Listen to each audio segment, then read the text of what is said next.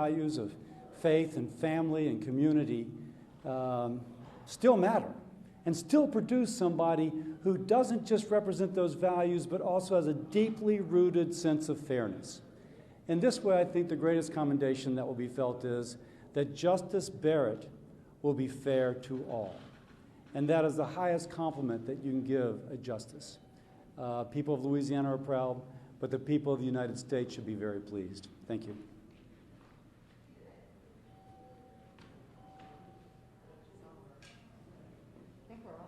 Yeah, start. I think Thune's supposed to come here. I'll come up here. Good, thanks. Well, great congratulations to Amy Coney Barrett on being confirmed to be the newest member of the United States Supreme Court. Anybody who watched the hearings has seen that she is extremely well qualified, so capable by character, credibility, and most importantly, commitment to the Constitution. She understands that the role of a justice is to apply the law, not legislate from the bench. So it is a historic day for this institution as well as for the Supreme Court. From the standpoint of this institution, we have now, the Republican Senate in the last 4 years, confirmed 3 conservative justices to the Supreme Court. 3 in the last 4 years. It wasn't until since the time of Dwight David Eisenhower, when he was president, that any president confirmed more. And he was president for 8 years. Special thanks to the chairman of the Judiciary Committee, previous and now, Senator Grassley and Senator Graham, for their leadership. And special thanks to President Trump for nominating this nominee, this new justice, but 3 remarkable judges to the Supreme Court. What an extraordinary night, everyone. We have just witnessed the confirmation of Judge Amy Coney Barrett to become our newest Associate Justice on the United States Supreme Court. And I am so proud to have been a member of the Judiciary Committee, witnessing Judge Barrett as she went through the confirmation hearings, answering very difficult questions coming from both the left and the right. And the fact that we have seen her as such a brilliant legal scholar, as an extraordinary jurist, someone who has been commended by folks both on the left and the right. As she moved through this process, not a single note in front of her.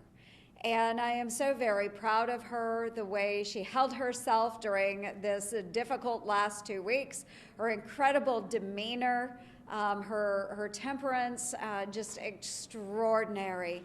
And we have witnessed now the fact that a conservative woman can move ahead, not be marginalized by the people on the left, and the fact that we can now push back and say, you know, women can choose to marry who they want to marry, they can choose whatever career path they want to engage in, they can be the mother of 7 beautiful children, they can be a woman of faith. They do not have to march in lockstep with what the Democrats think of as an ideal woman. And I am so very proud of now Justice Amy Coney Barrett.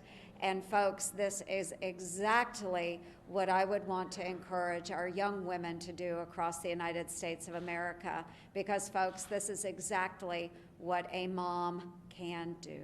Thank you.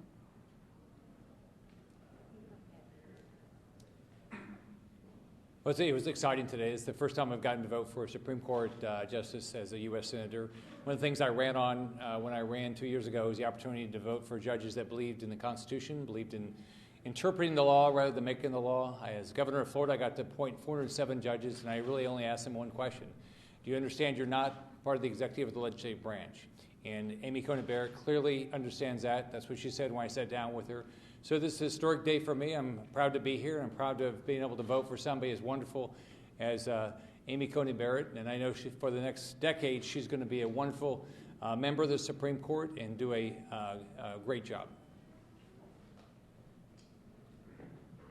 As you can see, our numbers are growing for this press conference because people want to have a good word to say about Justice Barrett and about the process that we have carried forward. It's been such an honor to be a part of the Judiciary Committee and to work through this process with Chairman Graham, who has been so capable as we have gone through the review process and holding the hearing. We appreciate that leadership that was brought to this entire process.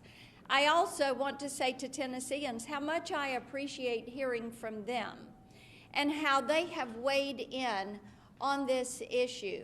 How I have heard from Tennesseans who said, you know, I've changed my mind about who I'm going to vote for in the presidential race because of the quality of judges.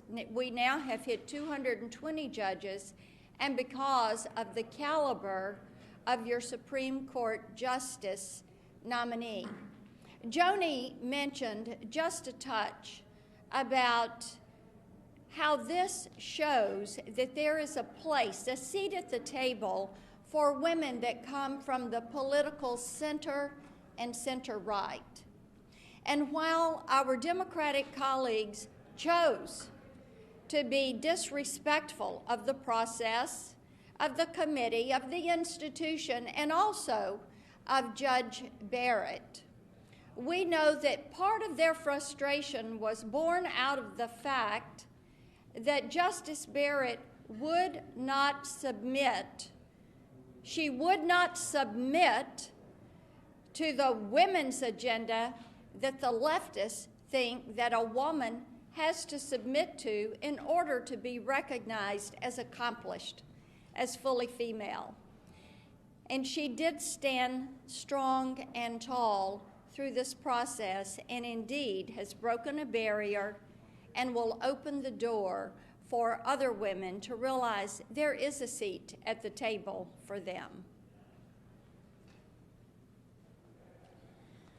Not only is this a great day for every little girl in America, this is a great day for America. Amy Coney Barrett is a class act. She has always found her place in this world. Tonight, she has found her place exactly where she needs to be. She has the temperament of exactly what we need. She is a brilliant woman, full of grace. She is the mother that I wished every child had. Today, God really smiled on us, and He gave us amazing grace.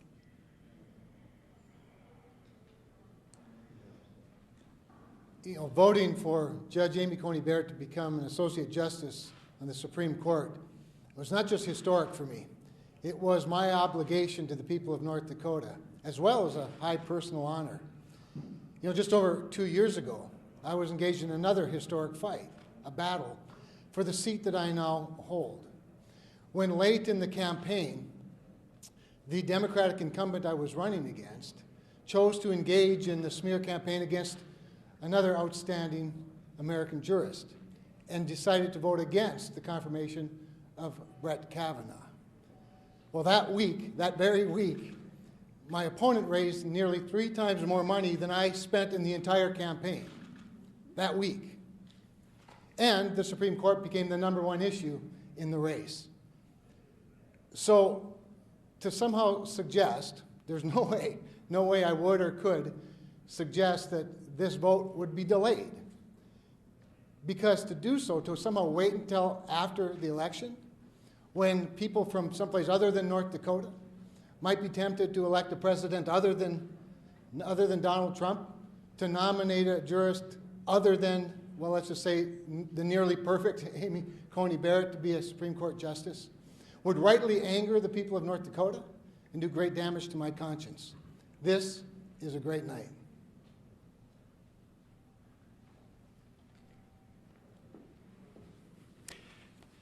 Well, it's a great day for Indiana and a great day for America. I was proud to cast my vote with great enthusiasm for Judge Amy Coney Barrett to serve as Associate Justice of the Supreme Court. This has been a long process for America, but a fairly short process with respect to procedure. It's been a long process because there's been great efforts made by Senate Democrats to try and pull Amy Coney Barrett into the political fray. But she resisted those efforts time and again, demonstrating that she intends to follow the law as written in the Constitution of the United States. We won. Republicans won. America won because Amy Coney Barrett demonstrated that she intends to follow the law. She is a faithful constitutionalist, and we couldn't be more proud in the great state of Indiana. One of our own, in just a short period of time, will be sworn in as an Associate Justice of the Supreme Court of the United States. It's such an honor to represent Kansans in the United States Senate, something I never would have dreamed of in my life. And it's such a privilege to be here in a time in which Amy Coney Barrett deserved my vote, received my vote, as she becomes an Associate Justice of the United States Supreme Court.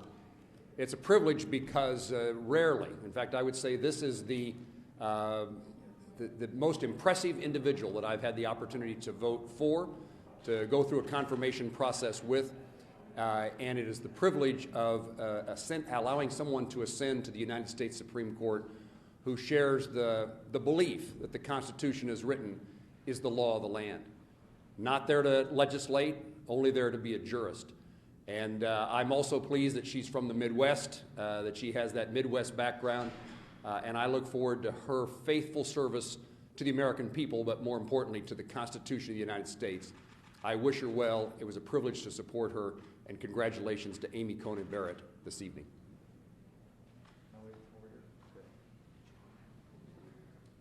Well, I have to say this was probably the easiest whip we've ever had.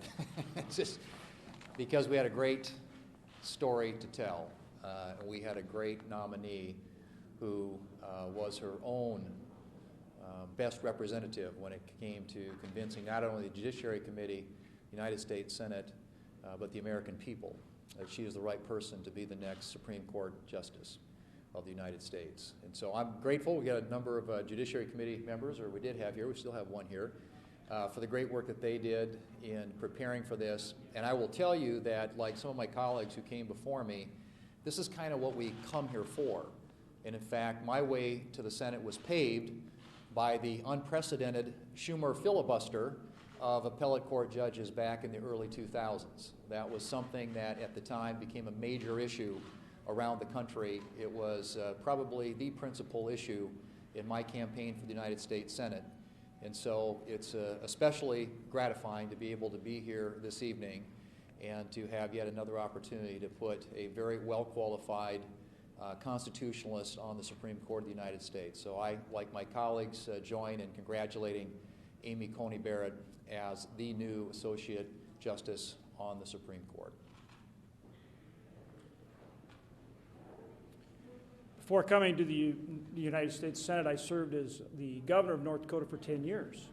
And in that time, I had the opportunity to appoint a lot of judges. I think I appointed on the order of a dozen judges, many to the state district courts, but also to the state Supreme Court. And of course, the first thing I always looked for was judicial temperament. And there's no question that Amy Coney Barrett has judicial temperament. I don't think anyone can argue that. But the other thing I always look for is a judge that would enforce the Constitution and enforce the law. Somebody who is a strict constructionist, who would uphold the Constitution, not legislate from the bench. And again, Amy Coney Barrett, Judge Barrett, has demonstrated not only an incredible knowledge and understanding of the Constitution and the law, but she has demonstrated very clearly that she will uphold the Constitution and the law, as is her duty on the Supreme Court. And that's what's best for my state of North Dakota. That's what's best for our great nation. And so I congratulate her and wish her the absolute best.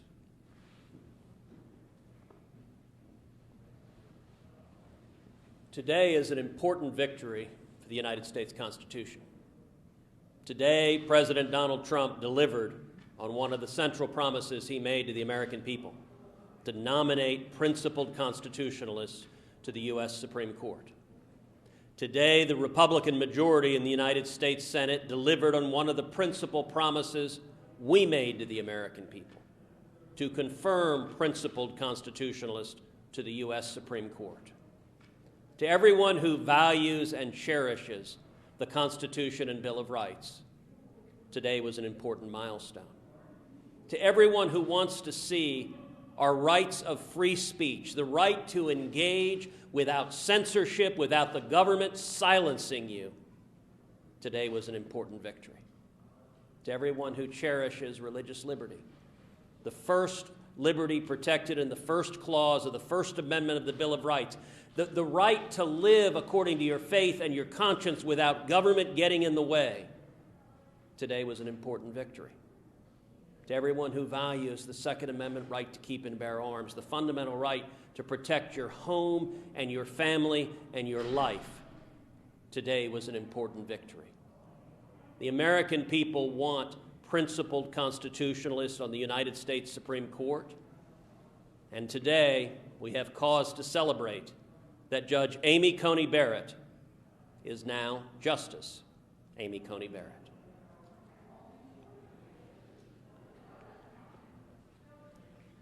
Amy Coney Barrett earned her elevation to the highest court.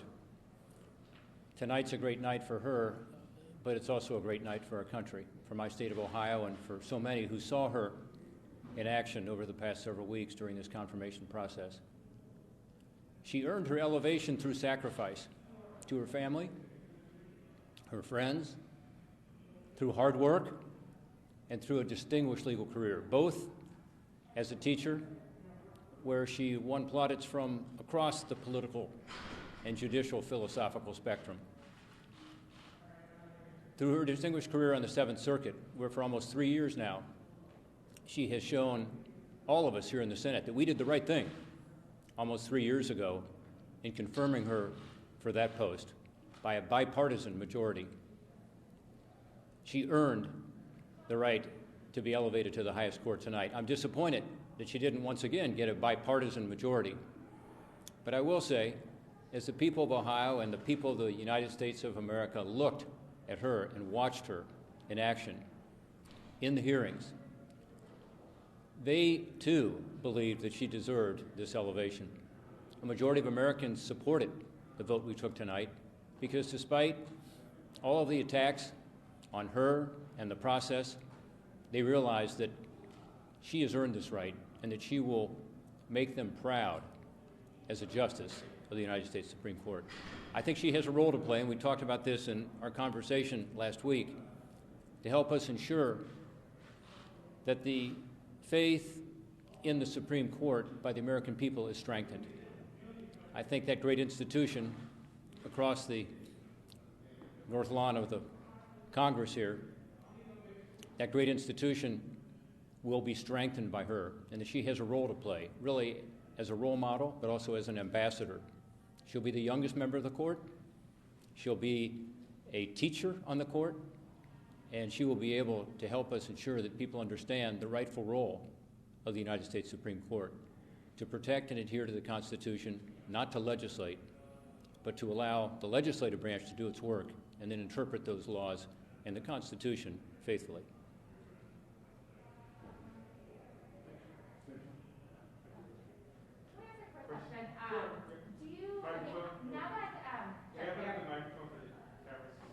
Now that Judge Barrett has been confirmed, how seriously do you take the threats from some Democrats who say they will pack the courts should they win next week?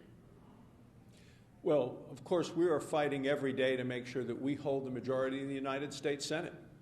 To me, that is the key to this, but I absolutely believe that the Democrats will, if they take the White House, the House, and the Senate, change the rules dramatically and change the country dramatically by expanding the size of the Supreme Court, going from 9 to 11 or 13, and that's just one of the list of horribles that I think they would put into place.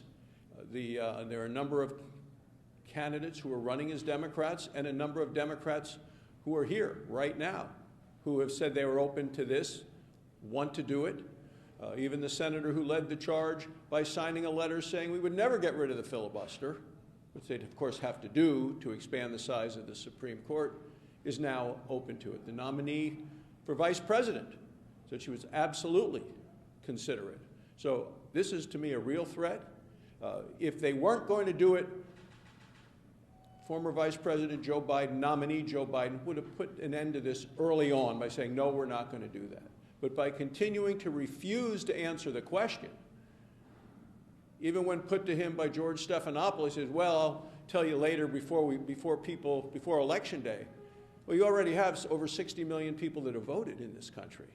So he has not been forthcoming, and I believe that the threat is real, and I believe is what they intend to do if they were able to win all three offices, which is why we're fighting so hard to not allow that to happen. Yes. So following on somebody's question, did the prospect that this vote could trigger Democrats to do something that drastic at any time give you in the conference pause as to whether this was the right move, given that Democrats might retaliate by packing the court? Not at all. Vacancy occurred. It occurred at a time when we had both the Republicans in the majority in the Senate and a Republican in the White House. And historically, when either party has both of those sides, the nominating side and the confirming side, through the history of the United States, whenever that happens, you generally get, with unified government, the confirmation occurring. When you have divided government, the nomination does not move forward every time the president does nominate. So no, this did not enter in at all. But the Democrats have been saying this for a long time. When you looked at Chuck Schumer outside the Supreme Court yelling the names of Gorsuch and Kavanaugh and saying you, them personally, would pay a price if they didn't rule the way that Chuck Schumer said they had to rule. I mean, to me, that was a statement that that the price that they were going to pay, that the country was going to have to pay, was that they would stack the court, they'd expand the numbers of the court if they were ever in a position where they had all three, both legislative branches as well as the executive branch. So you can't envision any scenario where Republicans would regret this thing, even if, say, next year the courts get packed and they add Supreme Court members, so they get rid of the filibuster. There's no Republicans have no concerns with this vote at all. They won't at all. 52 Republicans just stood up when their names were called and voted to confirm Amy Coney Barrett to the Supreme Court. She is eminently qualified beyond any shadow of a doubt. The majority of Americans, Republicans and Democrats alike combined, believe she should be on the Supreme Court. And I think there's no bearing on what the Democrats would do if they have House, Senate, and President, even if Ruth Bader Ginsburg had not passed when she did. That was their intention all the way throughout. And if Democrats do take such a step, what's your message to them? Do you expect Republicans, when you gain power, to turn around and have more seats? What would that mean? Number one is we have an election, and Election Day is coming up 8 days from now. We're doing everything we can. 20 people who voted today are going home tonight and tomorrow morning to compete to return to the United States Senate and to keep us in the majority. And as a united team, we want to make sure they can all return. Thanks, guys. Thank you.